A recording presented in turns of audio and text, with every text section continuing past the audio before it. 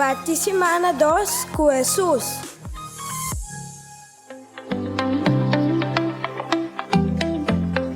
Nós participamos com o Salmo 32, versículo 1, 2, 5 e 7. Feliz de sunco su error ta perdona, quem de su pica ta tapa. Feliz ta e gente que o Senhor não ta toma su crime na conta, de quem de su sinti não tem engano. Mas minha confessava mi pica, me não assim esconde mi maldade. Me di, laga mi confessar Senhor, mi falta não, anto bakita mi culpa e pica.